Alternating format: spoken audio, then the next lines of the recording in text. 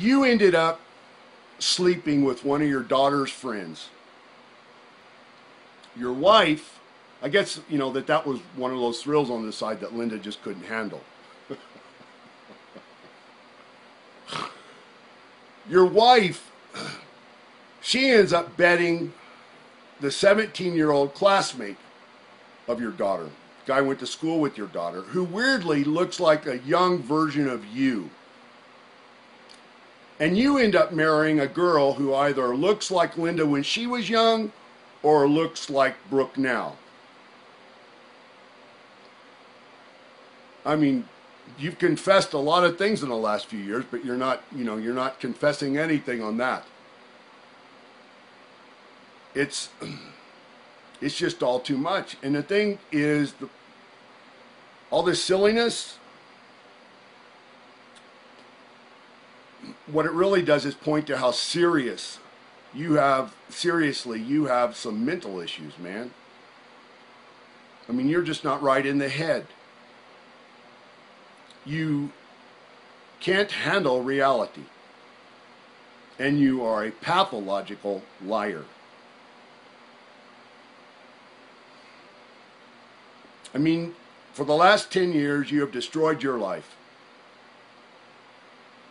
There's nothing positive about it.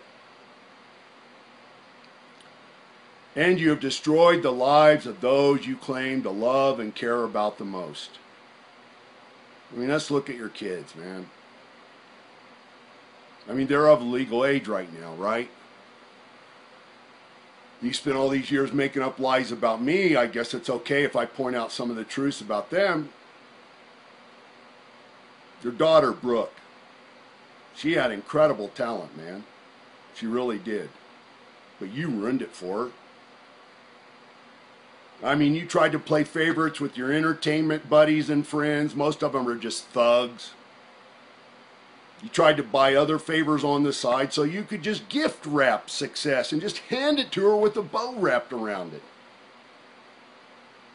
Instead of doing the right thing as a parent and teaching her the value of hard work, sacrifice, self-discipline, patience. You know, that thing that everybody knows is paying dues. I mean, you taught her the most important thing was what image she could create superficially, not what talent she could perform seriously. When she did that silly ass reality show of her own, she's just out there floundering around now. She didn't think for herself when she was on it. She let other people think for her. They plugged her into all these just idiotic, degenerate plots.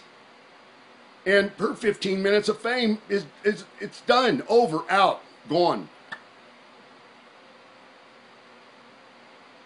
What about Nick? I mean, Nick's not even floundering, man. That cat is totally lost. Totally lost.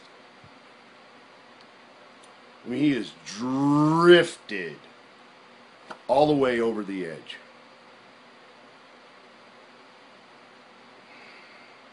You recently made a comment that you didn't realize that Nick was such a good DJ. I guess you finally got away from your Twitter page and stuff, your social networking, and got out to see him do his thing. He's doing the DJing thing now. I didn't realize Nick was such a good DJ. I mean, what the hell is surprising about that, Terry? I mean, you didn't realize that he was your son.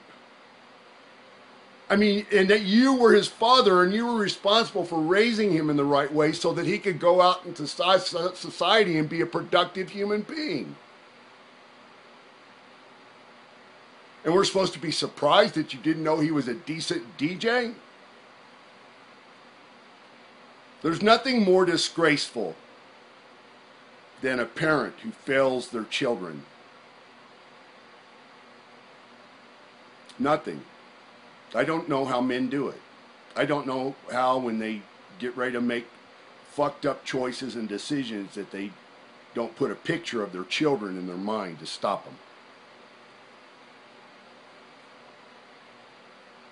I mean, it'd be one thing if we felt like Nick's conscience was weighed down by the burden that he had the accident and that he put his friend in a vegetative state for life, a coma for life. But it's hard to have sympathy for the spoiled brat when we know that he has the same black heart and the same evil mind as you do. That's the way you raised him.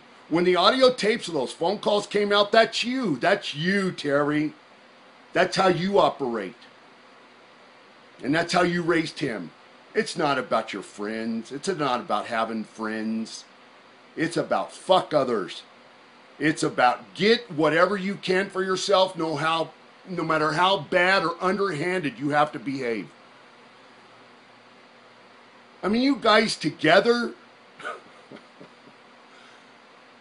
this John kid is laid up for the rest of his life, a piece of his skull missing, and you guys lay it all on him that he had bad karma.